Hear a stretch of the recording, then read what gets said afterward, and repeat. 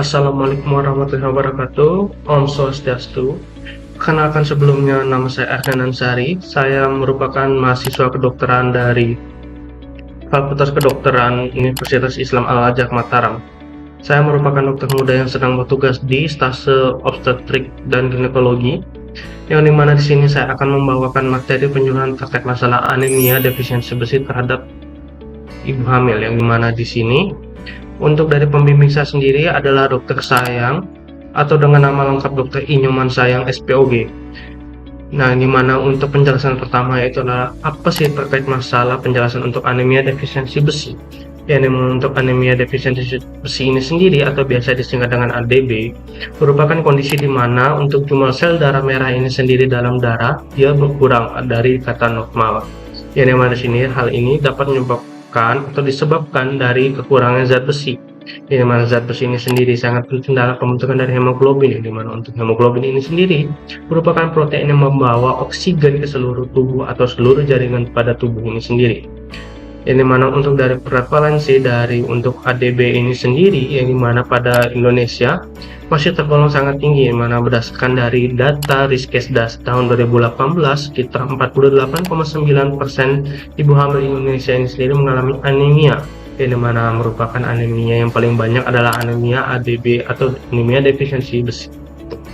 Yang mana untuk Bali ini sendiri tidak luput juga dari kasus atau data ini sendiri, yang dimana untuk Bali di sini dia walaupun tercatat pada kasus yang dijelaskan untuk bahwa masih adanya ibu hamil yang mengalami anemia, tetapi di sini untuk kasusnya sendiri dengan prevalensi yang rendah dibandingkan dengan rata-rata nasional pada tahun 2020. Untuk prevalensinya di beberapa kabupaten sendiri seperti Kabupaten Badung, Gianyar dan Bangli, di mana di sini untuk Badung sendiri memegang peringkat presentasi dengan 9,8%, kemudian untuk Gianyar 9,7%, dan juga yang paling rendah di Kabupaten Bangli dengan nilai adalah 3,8%. Yang mana untuk dari penyebab ADB ini sendiri merupakan beberapa hal, yang mana asupan zat besi yang kurang, kemudian untuk peningkatan dari kebutuhan zat besi, penyerapan zat besi yang kurang optimal, dan yang terakhir adalah kehilangan darah yang berlebihan. Ini mana untuk dari tanda dan gejala ada beberapa hal, yang mana untuk tanda gejalanya seperti kelelahan, sesak nafas saat aktivitas ringan, dan juga penurunan dari toleransi terhadap aktivitas fisik. Kemudian berkurangnya kemampuan beraktivitas, sulit berkonsentrasi, tekanan darah yang rendah saat berdiri tiba-tiba, kulit pucat, dan juga bunyi jantung yang tidak normal. Dan juga dapat terjadinya kuku cekung dan rapuh, luka di sudut mulut, dan juga peradangan pada bagian lidah, serta juga kesulitan untuk menelan. Yang mana untuk dari faktor risiko anemia ini sendiri pada kehamilan dan nifas, yang mana kurangnya asupan zat besi, kehamilan ganda, jarak kehamilan yang dekat, kemudian adanya perdarahan, pola makan yang tidak seimbang, dan juga kondisi medis lainnya. Yang dimana di sini untuk dampak anemia ini sendiri bisa terdampak pada bagi ibu ini sendiri dan juga janin, ya. Dimana untuk ibu ini sendiri terjadinya perdarahan pada saat persalinan, infeksi, dan juga kelahiran yang prematur. Sedangkan bagi janin seperti kelainan pada kelahiran berat badan sendiri rendah, kemudian kelahiran yang prematur ataupun juga gangguan dari perkembangan. Ini mana untuk dari cegah dengan beberapa cara seperti konsumsi makanan dengan kaya zat besi seperti daging merah, hati, bayam, kacang-kacangan, dan juga biji-bijian. Kemudian juga adanya konsumsi suplemen zat besi biasanya seperti pada ibu ini sendiri seperti trimester kedua ataupun trimester ketiga. Kemudian untuk kombinasi dengan vitamin C, ini mana selanjutnya dapat dihindari dengan untuk hindari kafein ataupun dengan kalsium yang berlebihan.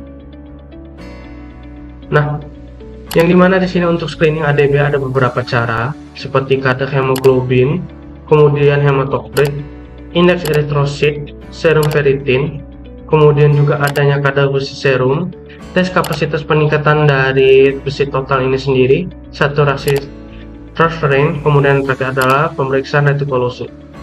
Ini mana di sini untuk dari kadar hemoglobin biasanya apabila HB rendah, maka di sini akan menunjukkan adanya tanda anemia. Kemudian untuk hematokritnya sendiri menunjukkan presentasi sel darah merah dalam darah sendiri, yang mana ada indikasi jika nilainya rendah maka mengindikasikan bahwa anemia terjadi pada ibu tersebut. Kemudian melihat ukuran dan warna sel darah merah, yang pada bagian indeks dari eritrositin sendiri mendeteksi apabila adanya bentukannya mikrositik atau bentuk hipokromik, ataupun juga di sini sel darah merahnya kecil atau pucat. Yang mana untuk dari selanjutnya serum ferritin mengukur simpanan besi dalam tubuh, yang mana kadar ferritin yang rendah menunjukkan dari defisiensi besi. Yang mana untuk kadar besi serum, yang mana untuk mengukur jumlah besi yang beredar dalam darah, biasanya rendah pada ADB. Untuk selanjutnya untuk tes kapasitas dari pengikatan ini sendiri, yang mana menunjukkan kapasitas darah untuk mengikat besi pada ADB sendiri, yang mana hal ini sendiri biasanya meningkat. Selanjutnya untuk saturasi dari transferins, yang mana untuk menghitung dari presentasi transferins ini sendiri, yang mana untuk nilainya ini sendiri cenderung rendah. Selanjutnya terakhir adalah pemeriksaan dari retikulosit, yang mana untuk dari pemeriksaan ini sendiri menilai dari sel darah merah baru, yang mana dari jumlah retikulosit ini sendiri rendah dapat menunjukkan dari masalahnya produksi sel darah merah akibat dari kekurangan zat besi. Yang mana untuk diagnosisnya sendiri bisa melalui beberapa cara seperti anamnesis, pemeriksaan fisik, pemeriksaan darah lengkap, pemeriksaan kadar zat besi. Yang mana untuk anamnesis ini sendiri seperti beberapa hal yang mana terkait masalah gejala yang dirasakan, kemudian riwayat kesehatan untuk mengetahui dari apakah ada yang kekurangan asupan zat besi.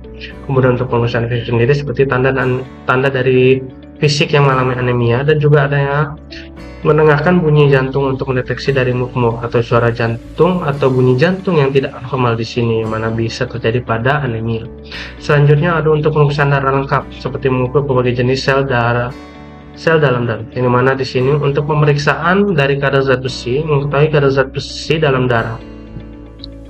Yang mana selanjutnya untuk tata laksana sendiri bisa dilakukan untuk perawatan medis seperti konsultasi dengan dokter, untuk pemberian suplemen zat besi, kemudian yang terakhir adalah transfusi darah.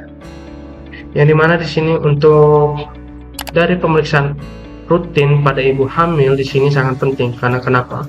Hal ini sendiri dapat dilakukan untuk sebagai pencegahan dini atau pencegahan sejak dini untuk dari deteksi anemia, yang mana jika terdeteksi sendiri maka dokter akan memberikan pengobatan yang tepat agar ibu dan janinnya sendiri tetap sehat dengan mengetahui dan juga mencegah anemia ini sendiri. Ibu hamil dapat memastikan kehamilan yang sehat dan juga menurunkan risiko komplikasi. Oke, sekian dari saya, mungkin saya ucapkan terima kasih sebelumnya. Terima kasih banyak. Om Santi Santi Om. Wassalamualaikum warahmatullahi wabarakatuh.